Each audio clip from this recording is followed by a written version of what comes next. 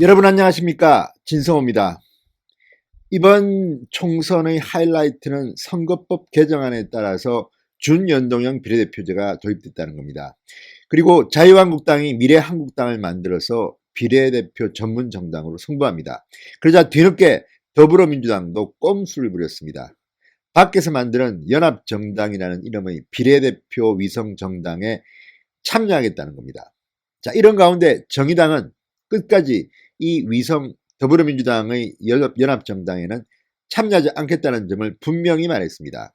심상정 정의당 대표, 정의당이라는 이름이 비례대표 투표용지에 꼭 들어갈 것이라고 공언을 했습니다. 그렇지만 심기가 불편한 것으로 보입니다. 자, 이럴 거면 왜 선거법 개정안을 만들어서 이런 준연동형을 도입했느냐? 자, 미래통합당, 과거 자유한국당도 위성정당이 있고 민주당도 위성정당이 있고 그렇게 되면 원상태입니다. 이런 말도 안 되는 선거법을 통과시킨 정의당의 원죄가 아닌가 싶습니다. 여러분 기억하십니까?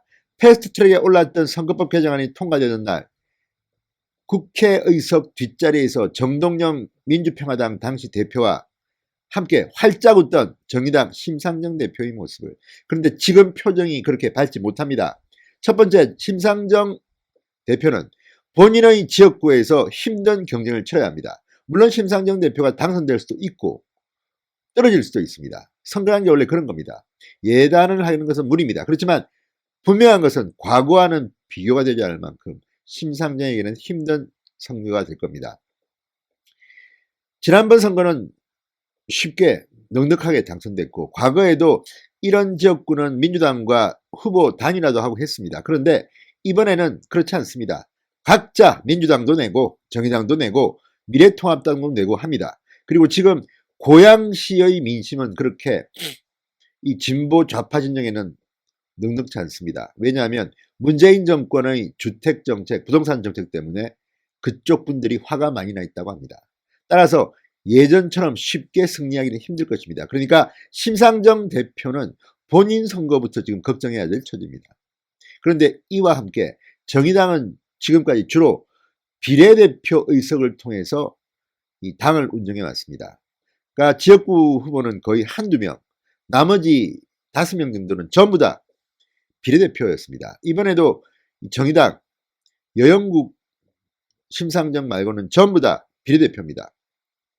그런데 준연동형 비례대표제 도입으로 이번에는 뭐 원내 교섭단체 20석까지 노렸던 정의당이 지금 표정이 밝지 못한 이유는 바로 민주당의 배신, 위성정당에 참여하기 때문에 상당히 비례대표도 어렵게 됐는데 지역구마저도 여영국 후보도 상원 성산입니까? 창원 성산에서 지난번처럼 후보 단일화를 하지 않으면 거의 박빙으로 이겼는데 겨우 후보 단일화하고도 이번에는 후보 단일화가 안 될 겁니다. 그렇다 그러면 당선이 쉽지 않습니다. 이런 가운데 이번에는 비례대표에 비상이 걸렸습니다. 그냥 비상이 아니라 빨간불이 켜졌습니다. 정의당이 호기롭게 내놓았던 비례대표 후보 1번, 6번 지금 논란에 휩싸이고 있습니다. 그것도 청년들이 가장 싫어하는 이런 성격의 문제에 올랐습니다. 그래서 심상정 정의당 대표 내일 급하게 전국회의를 소집했습니다. 아마도 이 1번과 6번 후보자의 자격 박탈을 논의할 것 같습니다. 자, 이미 논란은 커졌기 때문에 자격을 박탈하더라도 젊은 층, 특히 정의를 외치는 정의당의 지지자들은 이미 마음이 많이 돌아선 것 같습니다. 자, 밖에서는 민주당이 비례대표 정당에 참여하고 속으로는 비례대표 간판 스타들이 무리 논란에 빠졌습니다. 심상정의 총선 미래는 어떻게 될까요? 상당히 먹구름이 낀 것 같습니다. 진성호의 융단 폭격 시작합니다. 심상정 정의당 대표를 융단 폭격합니다. 방송에 앞서 아직 진성호 방송에 구독자가 아니신 분들은 붉은색 구독 버튼 눌러주십시오. 더 좋은 방송으로 보답하겠습니다. 자, 지금 논란이 되고 있는 것은 1번과 6번입니다. 심상정 대표 14일 오전 홈페이지를 통해서 전국위 소집을 긴급 공고했습니다. 안건은 비례후보 관련의 건입니다. 자, 지금 최근 며칠 동안 이 심상정 대표가 호기롭게 간판세로 내걸었던 비례 비례대표 의원 후보에 대해서 인터넷 SNS가 뜨겁게 달아올랐습니다. 왜냐하면 정의와 관련된 겁니다. 자, 1번 류호정 씨, 6번 신장식 씨 두 명에 대한 논의가 있을 겁니다.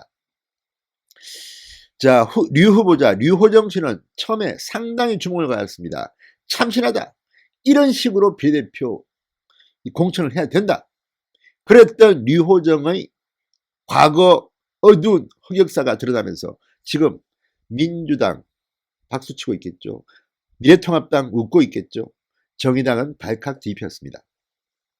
자, 류호정 후보자는 앞서 리그 오브 레전드 LOL 대리 게임 논란이 제기됐습니다. 저도 이런 게임을 안 하기 때문에 잘 모르지만 젊은 층은 폭발적으로 관심이 있는 분야인데 여기에서 대리 게임 논란이 제기된 겁니다. 자, 이 대리 게임 논란은 이것으로 끝나는 게 아니라 입사에까지 영향을 미쳤다는 것 때문에 과연 공정을 부르짖는 정의당이 이런 사람을 1번 타자로 내세웠다는 게 말이 되느냐? 난리가 났습니다. 자, 류호정 씨는 대학 시절 e스포츠 동아리의 회장으로 활동했다고 합니다. 2014년 이 롤 게임 계정을 지인들에게 공유해 등급을 올리다가 적발돼서 회장직을 박탈당했다. 물러났다는 사실이 알려졌습니다. 그런데 이게 이 LOL 게임 계정을 지인들과 공유해서 등급을 올린 게 우리는 잘 모르지만 그 동네에 있는 사람으로서는 상당히 문제가 심각한 거랍니다. 그래서 회장직까지 e스포츠 동아리 회장직까지 물러나는 그런 굴욕을 겪었습니다. 자, 류호정 후보자 입장문을 냈습니다. 매우 잘못된 일이었다. 게이머들 사이에서 쉽게 용서받을 수 있는 일이 아니었다. 그렇지만 이런 정도의 반성문으로 여론이 가라앉을 것 같지는 않습니다. 일각에서는 류 후보가 이후 대리게임으로 올린 등급을 기재해서 게임 회사에 입사한 게 아니냐는 의혹을 제기하고 있습니다. 그러니까 이렇게 지인들과 이 게임 계정을 공유해 등급을 올린 것을 기반으로 해서 게임 회사에 취직했다면 이것도 불법까지는 아니지만 어쨌든 논란이 되죠. 아니, 불법까지도 될 수도 있겠습니다. 아무튼 정정당당하게 자기 실력이 아닌 것을 평가받아서 게임 회사에 취직했다면 요즘 취직에 대해서 젊은이들은 굉장히 민감합니다. 이런 사람이 지금 정의당의 제1번 타자 비례대표라는 것은 국민들이 수긍할까요? 못할 겁니다. 자, 6번 타자 변호사입니다. 신장식 변호사. 이 사람도 지금 이거는 아주 쉬운 겁니다. 저도 이해할 수 있습니다.